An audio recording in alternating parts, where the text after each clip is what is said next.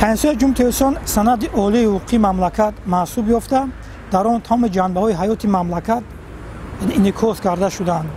و کنسوی جمهوری تلویزیون در رشد جامعه تاجیکستان نقشی خیلی نظررس دارند، زیرا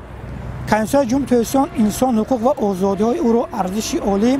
حیات، قدر، ناموس و دیگر حقوق فطری انسان را دخل ناپذیر اعتراف نموده است و اعتراف رعایت و حفظ آنها را به ذمه دولت کفالت داده است و کنسوی جمهوری تلویزیون در باب یکم، در باب دو و دیگر باب‌هایشان وابسته به حفظ حقوق انسان مقررات داخلدار موجود نباشند. از این لحاظ آن به اندیشه آن عالمانی که کنسویی که دارای معیارها وابسته به حقوق انسان میباشند، آن کنسوی‌ها را کنسوی انسان محور مینامند. از این لحاظ کنسوی جمهوری تلویزیون نیز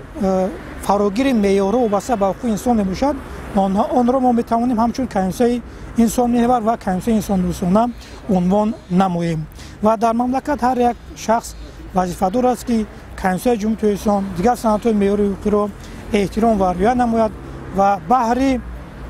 رشد جامعه تاجیکستان کوشش به خرج دهند.